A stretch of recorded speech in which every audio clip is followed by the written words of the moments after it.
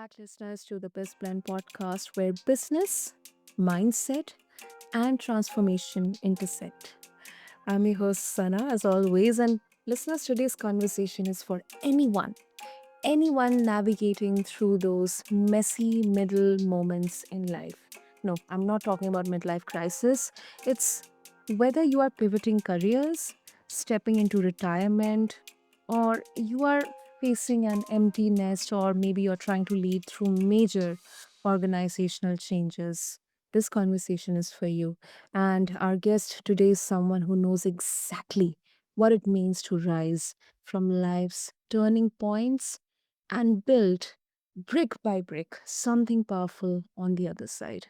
Listeners, meet Tracy Nannery, widely known as the More Mentor.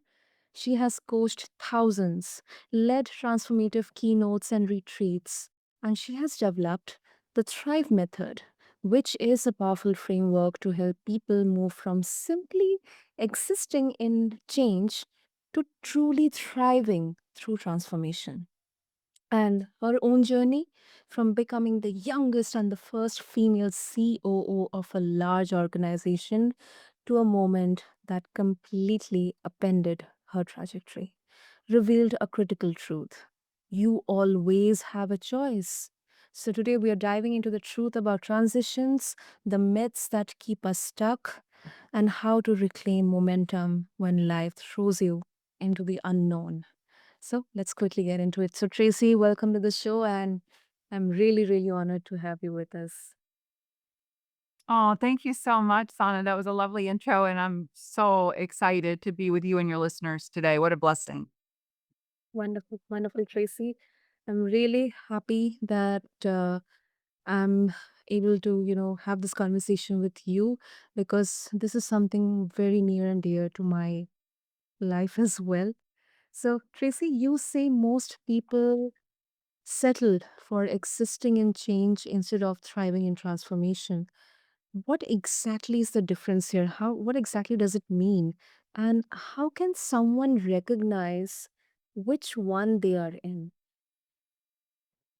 Yeah, so Sana, I think it all starts with first, I think a hard truth for most of us and probably most of the people listening, and that is that we have a major addiction, and it is an addiction to our to-do list. We are so addicted in our day-to-day to-dos, that even when we're going after big, like level 3 type goals, goals we've never achieved before, or we're stuck in a change, a transition. Maybe we chose, maybe we didn't choose. We're so focused on putting the items down we need to do that we forget to step back and take a moment and think about who we need to be. So if we could step out of that to-do list for just a minute and step into the to-be list, I believe that is at the heart of where true transformation and the ability to move from surviving to thriving lies. Yeah, that's really a good one. From to do to be list. Wow, I'm gonna take that. Great. Hey, Tracy. Um, okay, and this is interesting. You developed the Thrive method after a life-altering moment, just after, sorry, before becoming CEO. If you can share that moment with all of us, if it's okay with you, and also, what kind of learnings you got from that, life-altering moment, and how it led to you developing the Thrive method. Yeah, it's a great question. So, sometimes two things exist at the same moment, a really positive time and a really trying time. And that was happening for me in 2010 when I was heading out the door. It was early in the morning in Virginia Beach, Virginia, cold January day, believe it or not, in the South. And I was heading out the door early to begin my official role and position as the youngest and first female chief operating officer, overseeing 18 locations in an international and online division. And I had such a sense of pride, such a sense of accomplishment. My two young children were asleep upstairs and my husband, and there was such peace. And in that same moment, I would quickly learn that, my husband was having an affair. And so over the next several weeks, as divorce became inevitable, I knew I had a choice to make. That I could either stay stuck in the floor, kinda stay stuck in Groundhog Day, barely surviving, which I had done before during some transitions, or I could get up, I could dust off everything I had learned by coaching thousands, by implementing 5 strategic plans, and by doing a ton of research and education and really take this as an opportunity to thrive forward. And so that's what I did. And I started kind of documenting what I had seen in people that went through transitions and came out on the other side, just a totally new version, just thriving, versus what I saw in people that stayed stuck. And so I started to develop and test and research even further this method, which really became a 3-part process to leverage at any point in your life, whether it's big level 3 type goals that you've never achieved before, or if it's a major life transition, early retirement, becoming an empty nester, becoming a parent to a, aging parent, a divorce, a relationship change, a career change. This method really helps you to navigate through those transitions and through those big goals that you have. I mean, Tracy, first of all, that was really shocking.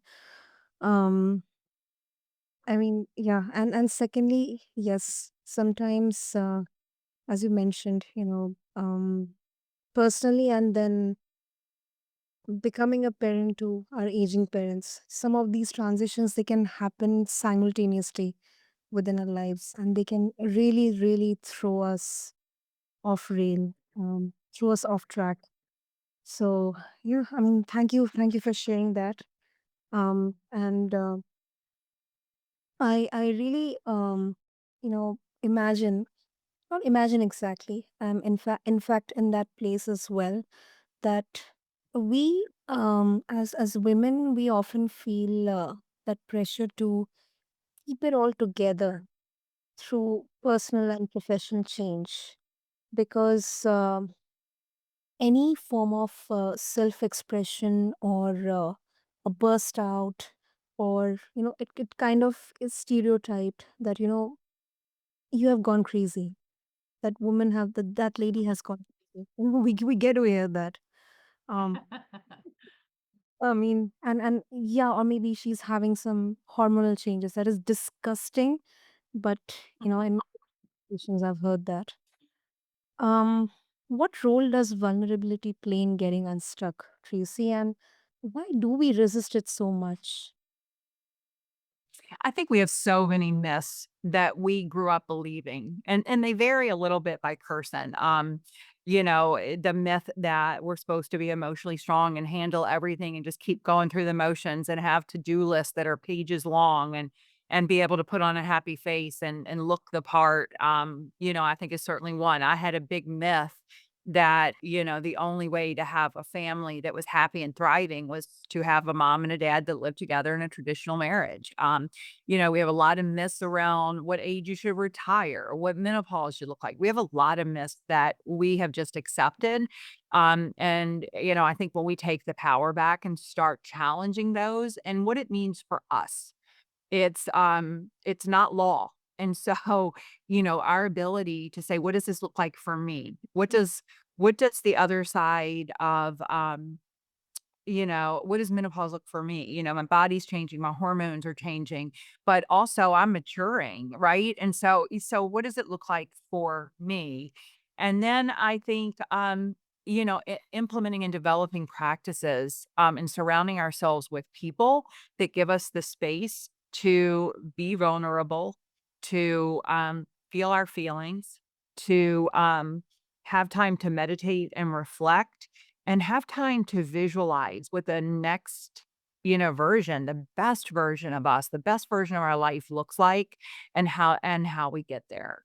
And with that excitement and that vision, I think everything else falls into place. Hmm. Yeah, that really resonates deeply, Tracy. And from the workplace perspective, and this is, I think, much more relevant when we are talking in the context of the pandemic, the layoffs, the quiet quitting, the quiet firing. I mean, organizational change, it can cause collective stuckness.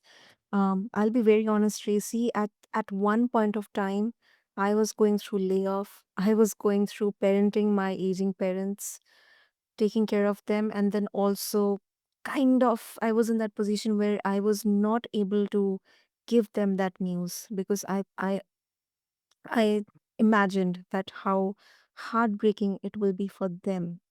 I'm anyway Mm, internally suffering, but for them, it will be much more harder and tougher. mm, So, how can leaders in the workplace or managers what they can do to help their teams not just adapt but grow through the uncertainty?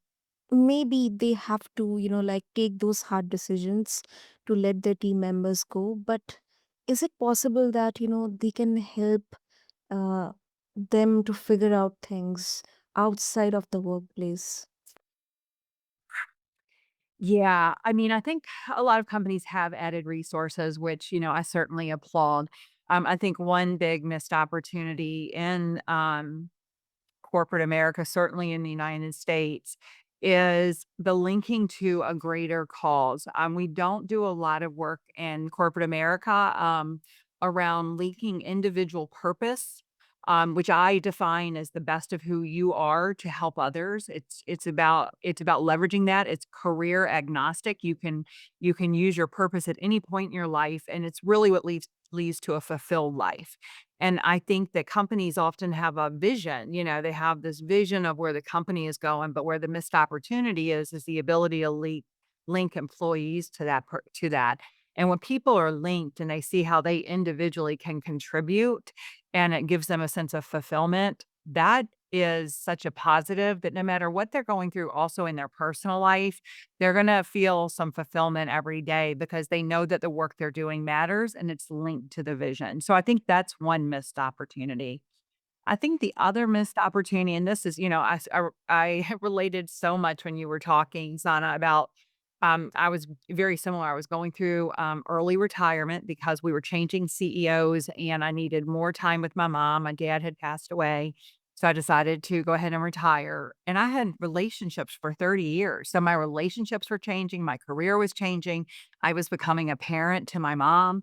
My daughter was going to college, so becoming an empty nester. And I was going through hormonal changes, so it was a lot at once, a whole lot at once. Um, and so I totally related to what you said. I think one of the things that I had to work on myself on, and I realized was an opportunity in the corporate world, is to help people identify those limiting beliefs, those myths, those things that are getting in the way of what they wanna accomplish and what they wanna achieve, things that are no longer serving them. And I help clients, I call it the ACT method, the ACT method, but it propels us into action. But it's first becoming aware of those thoughts, those beliefs, those paradigms, those things that are holding you back. And oftentimes you'll find those in things you're procrastinating that you know you should be doing, the things you're putting off that you know you want to do, the things you're making excuses for or complaining about. A lot of times, those reoccurrences will tell you about something that is limiting your mindset, there's a belief there that is no longer serving you. And once those are identified, now you can go to the C, which is you can challenge it. So you said you didn't tell your parents about the layoff because of the impact to them. I didn't tell my parents that I was separated for about 3 months. Now that was hard because they came to my house a lot. But I had this belief that it was gonna hurt them so much, and I didn't wanna bring any concern or worry to them. So I had to challenge, was that belief true? I had to consider what else might be true. So that's really the kind of the C, piece of things. And then once I challenged it and thought about what else might be true, now I could turn it over and I could turn it into a different belief, the opposite belief that would serve me. And for me, that was that families that thrive are because of values, they're because of love, they're because of time together. They have nothing to do with an organizational structure of a mom and a dad that live in the same household. And so I think corporations can use simple methods like that to work with their employees to help them get to a place where their beliefs and their mindset are serving them, not limiting them. True, true. It's inspiring, Tracy. And before we wrap up, since you have coached thousands of women, what's the one mindset shift, or maybe more than one, that you wish every person facing a major life change could internalize today? Um, I think the very first thing is to rip up that to-do list for a moment Yeah. and think about it being a year from now. Think about, it's this time next year and the best possible outcomes have occurred. And write a letter to yourself describing that in great detail. Who are you with? What have you accomplished? What does life look like? What big hurdles did you overcome? What are you enjoying right this minute? What are you celebrating? Who are you with? Get really specific and really detailed and give yourself freedom to explore what that looks like. Because with that ultimate target, with that actual destination in mind, now we can get to work on the to do. We can get to work on how you're going to do it, what resources you need, and we can begin to implement. And then I would bookend that, which is the V and the E of the Thrive method, by what beliefs do I need to adapt and which ones do I need to overcome to accomplish that? And then E, how do I embody it right now as if that life is already mine? Because it is. It is already yours. It's just stepping into it. And so I think when we realize the power that we hold in our mind, I also coach people in thoughts are results. When we understand the power of our mental faculties, imagination, will, reasoning, memory, perception. When we understand the power of those to change and overcome those limiting beliefs and create the next version, how powerful that is, and how much, the power we had the power all along, right? Dorothy, Wizard of Oz. Mhm. We do. And so I think when they can step into that and they can give themselves a little freedom to dream for a second before they go into action mode, everything else changes. That's bold. That's bold, Tracy. Wow, great. And if our listeners would like to connect with you and get, to explore more about your Thrive method and, share their thoughts with you, what's the best way to do that? Oh, I would love that so much, and I love hearing from my viewers. I love hearing their feedback. I love hearing the challenges they're going through and helping them through that is just certainly my calling. So they can connect with me on any social media channel, Instagram, TikTok, Facebook. The More Mentor, the THE, More MORE, and then Mentor MENTOR. They can connect with me there. They can send me a message. I host a lot of webinars. I've been working with a group lately on how to thrive in weight loss. I was able to put the method to test and lose 80 pounds. And so after a lifelong 50-year challenge, to be honest. So right now I've been helping a lot of people with that, as well as career changes and just big life relationship transitions, whether it's with parents, spouses, or friendships. Friendships evolve over time. So I would love to help others through it. I'd love to hear their stories. It's just so powerful when we come together as a collective group. Wonderful, wonderful, Tracy. And I'll make sure to have all the links in the show notes. And thank you so much, Tracy. This was indeed such an inspiring episode for me. Thank you so much. Oh, thank you. Thank you for sharing your beautiful audience with me and allowing me to spend just a few minutes with them and perhaps touch somebody that needed to hear the message. Absolutely, absolutely. And to all the listeners out there, thank you so much for tuning into BizBlend. And if today's episode sparked something in you, I guess this is what I have to say. Transitions, they don't define you.